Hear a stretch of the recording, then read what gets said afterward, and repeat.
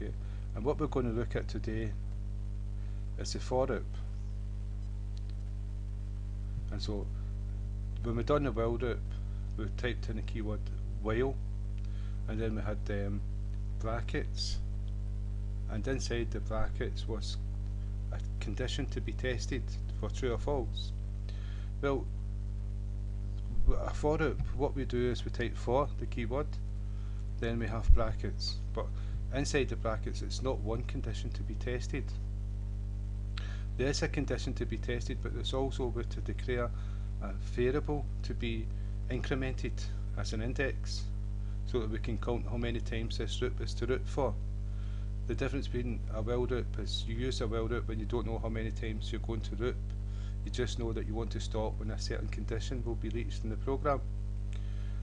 A for loop is used when you know that you want to loop for a certain amount of time, like if you want to loop an array and you know the size of the array, you'll use a for loop, and you'll indicate the size of the index to loop each element of that array. That's what you use a for loop for. There's three conditions. You're going to declare a variable, and you're going to assign it a value, a start value.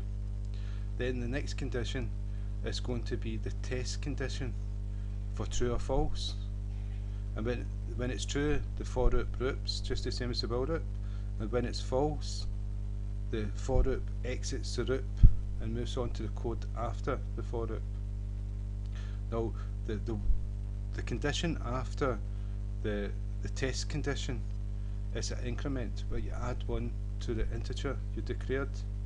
So if you start at 1 and after you add 1 to it every time you loop, then you can test that condition for once it gets to 10, stop looping. And so I'll show you what I mean.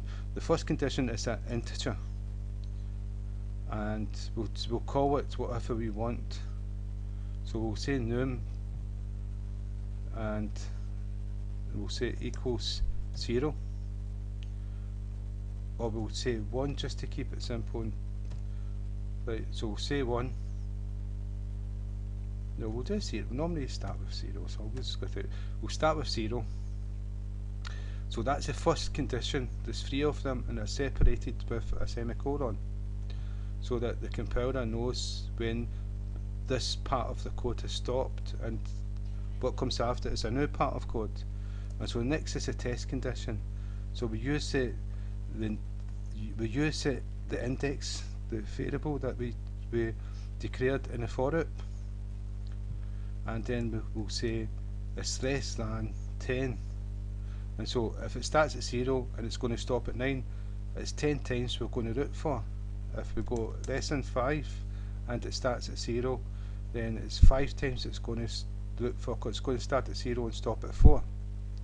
And so if we semicolon to separate the command, and the final command is num, you increment with the two plus signs. We'll add 1 to num every time it loops, but we're going to do that later on.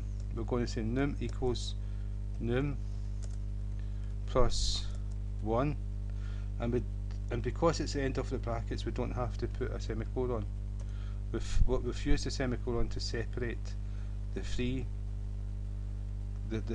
conditions to be added to the for loop.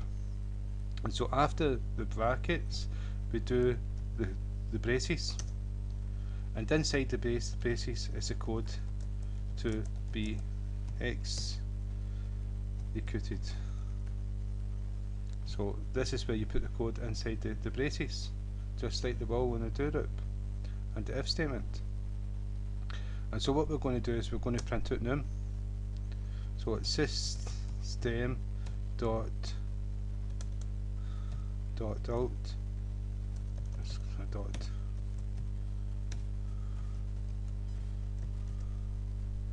and just type out num. So what we're doing, we're going to print out this number, and we're going to see 1 getting added to it all the time, and it's going to loop for 5 times. So we'll see like 0 to 4.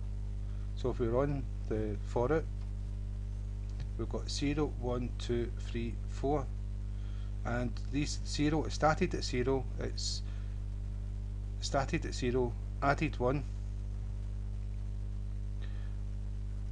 printed out 0, came round, 1 was added to num, tested the condition, 1 is less than 5, printed it out, added 1, came to 4, went through, came to 5, tested the condition, came to 5 because we kept adding 1 for every single loop, test the condition, num is less than 5, no, sorry, that's false, so it stopped looping the for loop and exited the for loop, and that's why it stopped at 4. So if we increase this to 8, it should go to 8. Well, 7, because it starts at 0. 1, 2, 3, 4, 5, 6, 7. And so a for loop is used for looping when you know how many times you want to loop. And so that's a for loop. And you can take all these conditions out of it.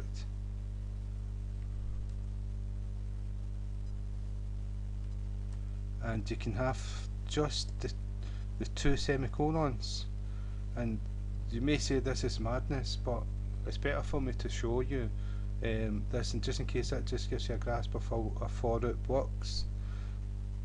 What's going to happen here is an infinite loop. It's just going to loop because there's nothing to test. Everything's going to be true because this here is a condition 0, this is a condition 0, and increment 0, so everything's 0, so everything's going to be true. So if I just run, the only thing is I'll need to change this because we don't have a num. Well, we've got a num for this one up here. This one's going to get used, but what I'm going to do is I'm going to type in 66 number and print that out. And you can see it just continuously loops and prints out 66. And you can see this over here jumping up and down because it's moving that fast. Printing out, it's just not going to stop. It just continuously loops. So we have to break the loop. So a for loop with the 2 semicolons will loop for infinite, but when you add a condition to it, what we've done, int num equals 0, and we use the same name as that, but this num is only scope is only for this for loop. Once this for loop is finished, this variable doesn't exist anymore. And so then we put a condition in, num less than 3, and then what we do is num plus plus, and it's going to increment it. So if we run this one, it should print it out 3 times. So there you got 3 times 66. So that's a for loop. So again, thank you for your time. I hope at least it's helped someone, anyone. So thank you.